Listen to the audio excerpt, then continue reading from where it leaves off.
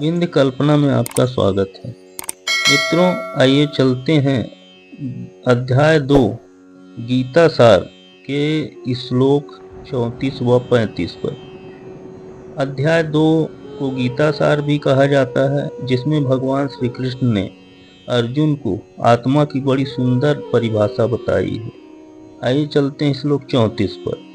अकीर्ति चापि भूतानि कथयिष्यन्ति ते अव्ययाम् संभावितस्य च कीर्ति रमणादतिरिच्यते। कुछ संस्कृत शब्दों के अर्थ। अकीर्तिम यानी अपयश, अपि यानी इसके अतिरिक्त, भूतानि यानी सभी लोग, कथयिष्यन्ति यानी कहेंगे, अव्ययाम यानी सदा के लिए, संभावितस्य यानी सम्मानित व्यक्ति के लिए, अकीर्ति यानी अपयश, कीर्ति, मरणत यानी मृत्यु से भी, अतिरिच्यते यानी अधिक होती है। अर्थात लोग सदैव तुम्हारे अपयश का वर्णन करेंगे, और सम्मानित व्यक्ति के लिए अपयश तो मृत्यु से भी बढ़कर होता है। इस श्लोक का यही अर्थ है, और थोड़ा समझते हैं। अब अर्जुन के मित्र तथा गुरु के रूप में भगवान श्री कृष्ण अर्जुन को युद्ध से विमुख न होने का अंतिम निर्णय देते हैं। वे कहते हैं, अर्जुन, यदि तुम युद्ध प्रारंभ होने के पूर्व ही युद्ध भूमि छोड़ देते हो तो लोग तुम्हें कायर कहेंगे, और यदि तुम सोचते हो कि लोग गाली देते रहें किंतु तुम युद्ध भूमि से भागकर अपनी जान बचा लोगे, तो मेरी सलाह है कि तुम्हें युद्ध में मर जाना ही श्रेयस्कर होगा।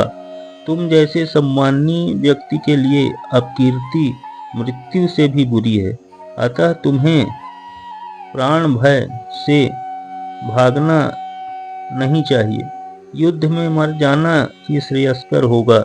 इससे तुम मेरी मित्रता का दुरुपयोग करने तथा समाज में अपनी प्रतिष्ठा खोने के अपयश से बच जाओगे। अतः अर्जुन के लिए भगवान का अंतिम निर्णय था कि वह संग्राम से पलायन न करे, अपितु युद्ध में मरे। आइए चलते हैं श्लोक 35 पर। भयाद्रणादुपरन्तं मस्यन्ते त्वां महारथा येषां च त्वं बहुमतो भूत्वा यास्यसि लाघवम्। कुछ संस्कृत शब्दों के अर्थ। भयात यानी भय से, रणात यानी युद्ध भूमि से, उपरतम यानी विमुख, मस्यन्ते यानी मानेंगे, त्वाम यानी तुमको, महारथ यानी बड़े बड़े योद्धा, येषाम यानी जिनके लिए, बहुमतः यानी अत्यंत सम्मानित, भूत्वा यानी होकर, यास्यस यानी जाओगे, लाघवम यानी तुच्छता को। अर्थात जिन जिन महान योद्धाओं ने तुम्हारे नाम तथा यश को सम्मान दिया है, वे सोचेंगे कि तुमने डर के मारे युद्ध भूमि छोड़ दी, और इस तरह से तुम्हें तुच्छ मानेंगे। इस श्लोक का यही अर्थ है, और थोड़ा समझते हैं। भगवान श्री कृष्ण अर्जुन को अपना निर्णय सुना रहे हैं।